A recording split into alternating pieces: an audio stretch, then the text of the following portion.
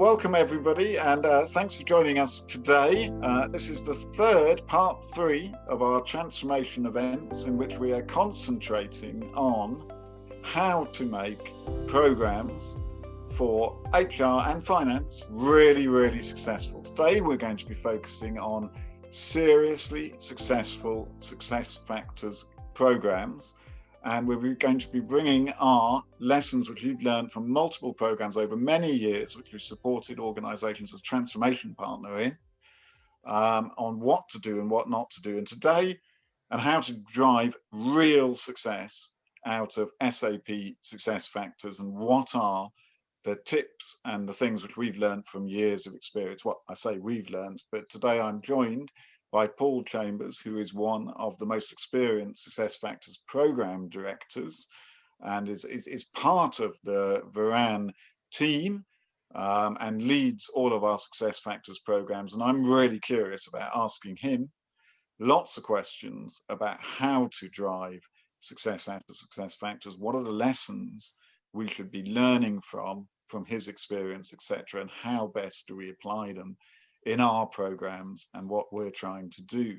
So with that, welcome Paul. So but could you give us a little bit about your background? So what kind of programs have you been working on over the years, and what's your SuccessFactors credentials? Hi Tom, hi everyone. My name is Paul Chambers, and I've been working in the SAP space for well over 20 years, and most recently since SAP acquired SuccessFactors back in 2012, working predominantly on delivering SuccessFactors within organizations. So pretty much started with Impex in Australia, which is a Japanese oil and gas company. And that was pretty much exactly at the same time that SAP acquired SuccessFactors.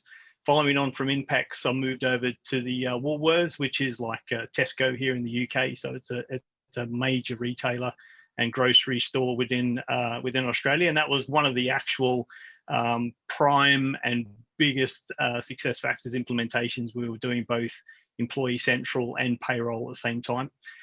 For our European viewers there, Paul, Woolworths in Australia is not the same as Woolworths in the UK. It's or South Africa. Because obviously our Woolworths has disappeared, but in Australia, I understand it's one of the largest retailers in the whole country. It is. There's two. There's Coles and Woolworths, and it's always a sort of a hit out in terms of which one's number one, but they are massive. I mean, 170 people, 70,000 people across just Australia alone. Once I arrived in the UK, focusing on quite a few customers in terms of Sophos, which is a British technology firm. Also some public sector in the Central Bedfordshire Council. Also Vodafone, which was one of the largest implementations of SuccessFactors.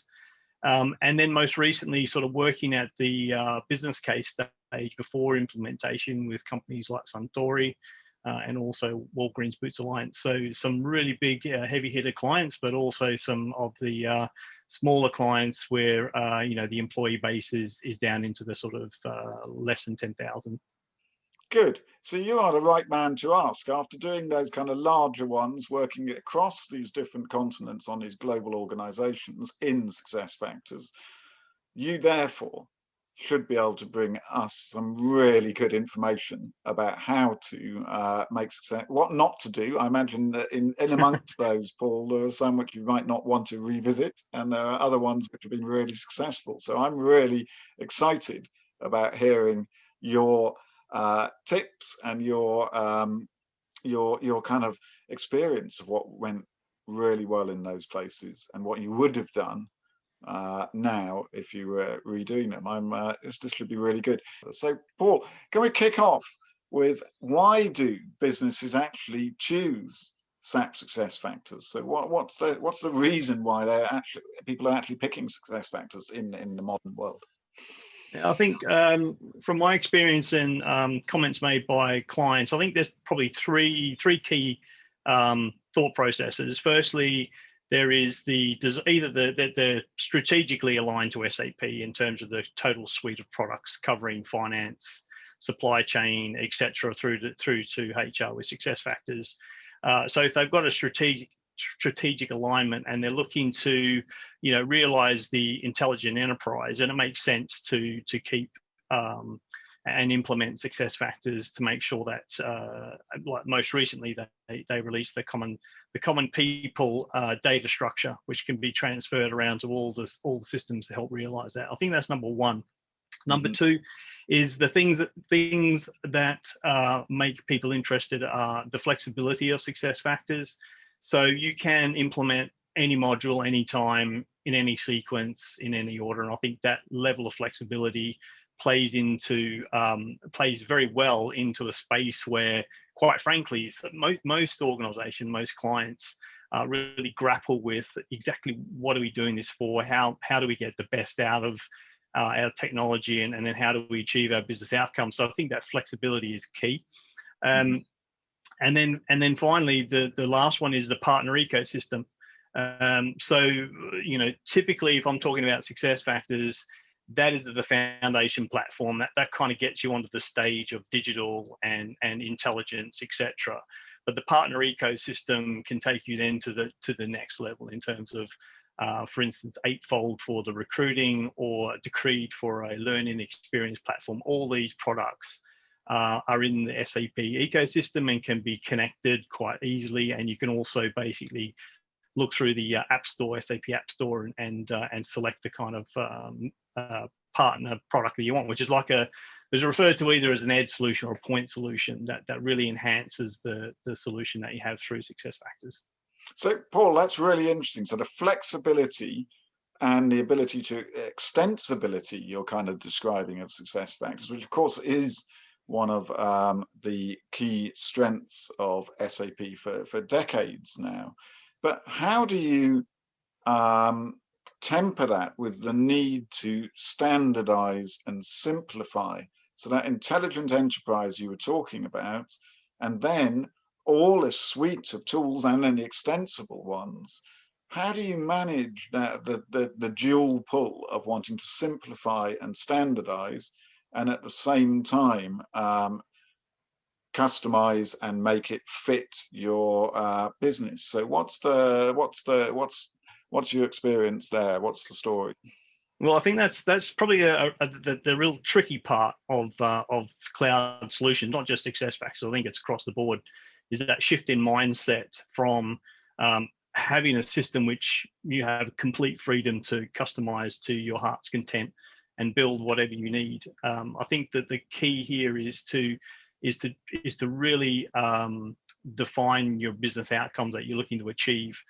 And with those business outcomes, there should be a global element to them, which is achievable by the business itself, in terms of if you're looking at, say, corporate looking down into the organization. So therefore, by the sheer nature of that ambition, that necessitates the need for building out a global solution of processes and ways of working, of which you can then look at country-specific deviations, but not country-specific deviations to the point of building completely local systems, but just deviations which help from a legal and fiscal and business criticality perspective to make sure that businesses run well and continue to run. Right, so using business outcomes as the key driver, that kind of North Star. Absolutely. And then judging any deviation from the standard and the most simple, based around whether it is actually going to drive that business outcome or not.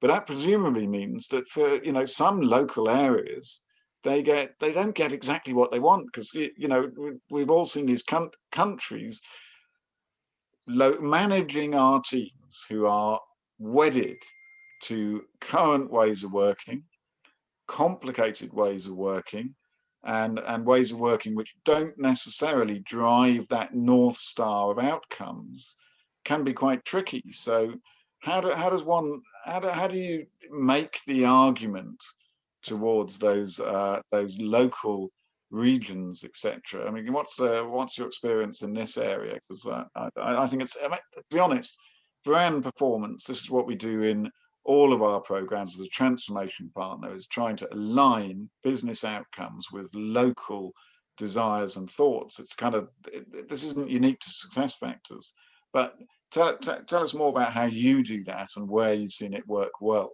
I guess. Yeah, so you're kind of hitting on all the really kind of tricky parts, and which is good. So in terms, yeah, you're absolutely right. Some local areas won't get exactly what they're after.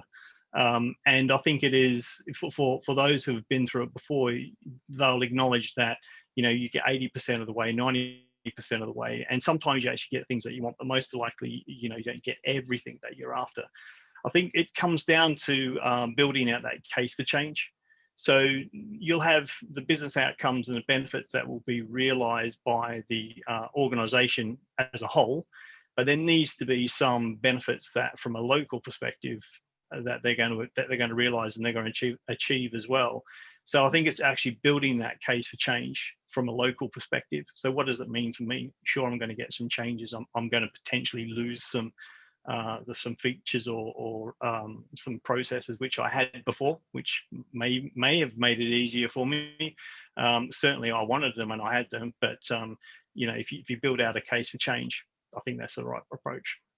But there are specific areas. I mean, we've got a question about payroll complexity and how we avoid that spinning out of control, because we've all been in positions, talk to businesses where the payroll complexity is seen as, you know, that's the reason you can't do anything. You're in a kind of straitjacket because every country and region says that their payroll is special and that the way it's done and all that stuff. So how have you been tackling that in the payroll complexity? Because it can sometimes be seen as a killer argument. Oh, it's payroll, therefore we can't possibly simplify. How do you deal with that? Yeah, so that's an interesting one, because I think payroll is pretty much a benchmark. So when you look at things like integration from SuccessFactors to payroll, that's pretty much the highest complexity that you're looking at. And absolutely, there are organisations that for every single market they'll have a different payroll system, which, you know, based on the kind of terms and conditions that they've negotiated either with their outsourcer or they've got an you know, an in-house system. Yeah, sure, you kind of get yourself into all sorts of complexities. I think the key looking at it is the size and scale. So if you're looking at a market or a country which has, you know, just a small amount of employees, it kind of doesn't make sense necessarily to build an automated interface down to that payroll system. And it's maybe something you can handle manually or through reports. Alternatively, if you've kind of got a large market with lots of employees in it, then it absolutely makes sense to build an automated interface. In that instance, then you kind of make sure you do sufficient testing, be it parallel payroll testing, etc., to make sure that all the different scenarios, be it in-cycle payroll, out-cycle, retros, etc., are all covered off, and making sure that when you go live, you've got feed down to your payroll and everyone gets paid correctly. I think if I was to get ahead of myself a little bit in that question as well, there's also a question there about your payroll strategy, and does it make sense to either regionalize, globalize, which, you know, I haven't necessarily seen a lot of that. Typically, it stays either in country or in region. And organizations will typically look for, you know, either outsourcing to say ADP or one of the big providers. But yeah, that's a big chunky challenge to overcome. And I don't think it's necessarily one size fits all. Yeah, I think that's very interesting that the you know, from a IT perspective, and obviously we've all been in IT for decades now. You know, there's a temptation to think about payrolls. Oh, single global payroll solution will solve all these problems. But actually, you're describing something more complex than that, where actually you need to look at it as a case-by-case basis on a business case point of view and business outcome point of view to analyze what is the best solution for each locality, and not trying to standardize necessarily across the world, apart from where there's a business case to do that. No, you're absolutely right. I mean, and I think in terms of just the different tax regimes, the different terms and conditions that happen through payroll, being able to globalize that, I think, is a monster undertaking, not to mention you're producing a kind of single point of failure. So, I haven't necessarily seen a whole lot of organizations move down that path. And usually it's typically kind of regionally based. So bringing us back up to the highest level, what are the challenges in deploying SuccessFactors? So what are the things which really hold up programs and make them so challenging? Because what you actually describe, SuccessFactors has been building this software for decades now. It's got to be pretty good, right? It should be easy. So why is it not easy? So I think you're right. SuccessFactors has been around since the start of the millennia, and the technological implementation, I wouldn't necessarily say that is the big the issue, and kind of notwithstanding the typical issues and risks and challenges you face during the execution of the actual program. I think if we wind it all the way back, even before you step foot through the door and kick off the program, I think if you look at how well a client and an organization is prepared, both in their understanding of what they're trying to achieve in their transformation, what's the change that they're trying to achieve, do they recognize and have they shaped that change and with the business in mind, what it's capable of changing to, but also from a perspective of actually understanding what they're purchasing from SuccessFactors. Listening to clients that I've worked with before, the kind of two main questions that they get asked as soon as you land is like, well, so how's this going to work? I mean, how do we deal with just getting things kicked off, and what do these words mean? What does an instance mean? What is migration? Surely there's an SAP transport in place. Why do you have to manually move config? This sort of, all these kind of questions, and also the other question being that what resources do we need on our side? How many people do I need on my side to make sure that this is a success? And I think to answer those two questions, the best situations that I've seen and I'm lucky enough to be in at the moment, is you actually have the time and space before you even kick off the program to start educating everyone on the program about SuccessFactors, about the methodology in terms of how it will be implemented. Also talking about what the expectation of the systems implementer when they land as well. Sort of I've been on both sides of the fence. I've been client side, and I've also been working for the system integrator, and the actual the difference in expectation between the two is quite profound. And what I've found is that if you don't spend the time to prepare and understand what's coming when the system integrator lands, the system integrator will have a whole bunch of assumptions, such as we expect your processes to be. We assume that your processes will be harmonized. We assume that you understand your job framework. We assume that there's a whole list of assumptions that the system integrator assumes, and unless you've kind of been through it before or have someone who's knowledgeable about that and can help you unpick it and make sure you're prepared for that, then when the system integrator lands and they want to move at pace, you're not going to be able to do that. You know what? I think this is the key difference which I've seen over the last kind of 10 years from the old SAP on-prem world to now SuccessFactors and fully SaaS integrated. And that is that we used to bring a bunch of configuration consultants, process consultants and all that, and they'd be sitting there for 18, 19 months to get the first release really sorted and then implemented. And the promise of SaaS and the full move to the SaaS, the better quality of software, which we've now got, is it can be done much more quickly than that. The difficulty is that to get the benefit of that speed of implementation, there's a load of preparation and questions which need to be answered. You mentioned the job framework, but as one example, but all of that material and business decision making and readiness in terms as to what the processes are going to be in the future, etc., if done in advance, allows you to take full advantage of the kind of much speedier and less costly, actually, and less disruptive implementations. But you can only do that if you've done an extensive preparation exercise before you bring on the big cost of the configuration team, the SI, etc. And I guess, in our phase zero, Paul, which is our answer to this problem from Veran perspective and SuccessFactors, we kind of encapsulate what those business tasks are so that a business is prepared. But do you want to tell us a bit more about how that works? Yeah, totally. So the in terms of business readiness, I mean that the change element alone, in terms of not only the sort of case for change, but also identifying the stakeholders, looking at the just the ecosystem of the HR professionals, and kind of doing a sort of a capability assessment in terms of how mature the organisation is, etc.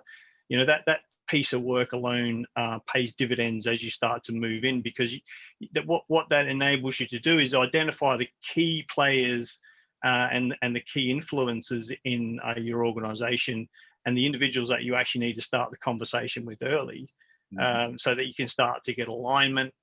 You can start to get people aware of what's going on, and that will kind of give you more confidence as you move forward. That the decisions that you make are not, may challenge the organisation, but you've got some sort of allies in that space. So I think from the business readiness case, that's great. There's also from the transformation perspective as well, is working through and really getting some clarity on your business outcomes. Because I think if you're just going to implement technology based on requirements, etc., I'm not necessarily thinking you're going to get the best out of it, or realize your benefits. But if you have some true business business outcomes that you're aiming for, the system then can be configured and built to enable those, and that's when you kind of get some measurable differences. And I think, and then if you move it into the technical work stream, we can help with selecting the SI, so helping with making sure the procurement process is actually engaging. And when I said that the expectation gap is profound, that's mainly because during the procurement stage, there's limited interaction. Procurement wants to make sure that it's a fair process. Therefore, you only receive the same amount of information, etc. So making sure you have an engaging exercise through there, and making sure that you try and get as aligned as humanly possible. And then through the contract negotiation, making sure the right terms and conditions are in there, the right assumptions are in there. Right. Yeah. Exactly. Because when I look at that kind of stuff, everyone wants a statement of work which is detailed. Everyone wants a program which is defined to such a level that they can be pretty sure that they're going to get it delivered on time and that it will deliver to the outcomes set out. But to do that, actually, it means answering many of the technical as well as the business, as well as the business questions in advance, and making sure critically that they stick. I mean, Michael's asked these questions about the payroll complexity, etc. But the key tip to answer that question, which I'm picking up, is that you need to have that sorted out before you start the main expense of the program, and have the answers to those questions ready so that you can feed them in quickly. When a full SAP configuration team appear, being able to answer their questions about how many payrolls it is, which ones you're replacing, which ones you're not replacing, which ones you are keeping a local process and which ones you're not.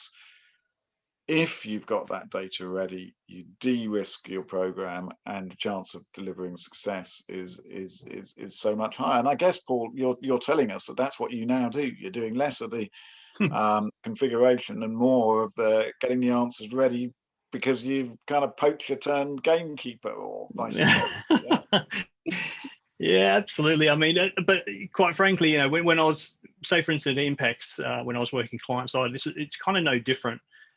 It's using my experience and knowledge and helping the client understand what they're walking into. And because every organization wants to move at pace when we do implementations, they want to move fast. And quite frankly, that's what they sign up to with the SI. And when the SI lands and they want to move fast and the client doesn't have the decisions ready to go, then that's when you kind of get some delays, frustration, the relationship gets tested, etc., and it does impact the outcome quite significantly. So absolutely, and it's to be honest, and the current client I'm working on at the moment, I've said on many occasions, it's actually a privilege actually to be in a position where you're managed to get some time up front before we kick off the program to allow yourself preparation, getting the decisions pre-baked, ready to go, and making sure everyone's aligned so that when the SI lands, we can move at pace. And typically, how long would you say that kind of process should be? I mean, obviously, there's you've got to be procuring software, you've got to be preparing all the other elements of the program. So it's a matter of months rather than weeks. But typically, what should we be budgeting and thinking for in that pre-prep kind of phase 0 phase?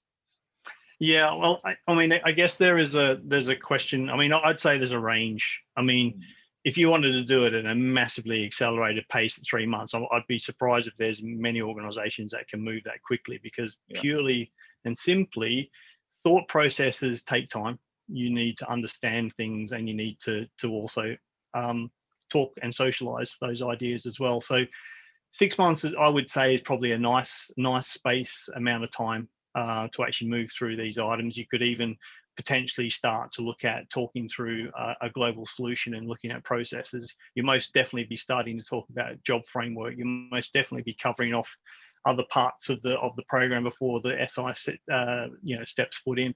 But I mean, just the SI selection process alone, that would be at least 6 months in most cases. Very interesting. Very interesting. So for those people embarking on a SuccessFactors project, what are your top tips, Paul? What are your 3 or 4 things which we must do before we kind of get into this stuff? I know you covered them off already, but as a summary, what are you thinking? The killer things. Yeah, so I mean, if I was asked to kick off a project or a program of work, I think the 3 things that I'd have in my mind is: do we have the business outcomes clearly defined? Is it clearly understood, and is it aligned across the business as well? So does everyone aware of it, whether they like it or not? Because there's some situations where they may not necessarily like those business outcomes. In some cases, they will love them. And then how does the technology enable those business outcomes? So you've got to have a fine understanding of exactly how that happens. So you got those 2 things. That's the first thing. Secondly, seek out people who've done it before. At a bare minimum, talk to people who've done it before, get their insight, get their experience, and if you can, bring them on board for a period of time to help kickstart that learning process and get you up to speed and get you in a position to answer the questions when the SI lands. And then if I think more closely to actually delivery, I would start to be thinking about the resources I need in my organization, not just for the program, but also for the run team or the business as usual team. What's really key is if you have them in place while the program is running, they get to understand all the decisions that are made. They get to understand how the solution is built, and they really get to understand the rationale. So once it rolls over into business as usual, they're there, they are completely warm, they're ready to go, they're all fired up, and they can take it on and actually realize the benefits. Because I think you'll find that during the duration of the program, you may get some quick wins, but the real benefits that you're looking to achieve will be in the months and years ahead once you go live. Really interesting. I mean, that it was just when you were saying those things, I was then thinking through whether they are different from what we used to hear, and I kind of think they are. This is quite a different approach. 10 years ago, if I'd asked you the same question when we were all doing things on-prem and we were doing old SAP and a bit of SuccessFactors, I think that what I typically have heard from someone in your position would be how to manage the configuration, how to avoid data not being ready and supporting data, how to do those kind of technical things and manage the unexpected during the program. But you're telling me a completely different message, which is how to prepare, how to get that design ready in advance of the program, and how to prepare the business and get the outcomes aligned. I think that probably was probably what we should have been doing 10 years ago. But of course, it was so troublesome getting the technology and the configuration done that actually we'd focus on that other area. So that's really refreshing and great perspective, Paul. I'm delighted to have had your time today to share some of your expertise in SuccessFactors, and that's been really fascinating. Thank you. See you soon. It's been a pleasure.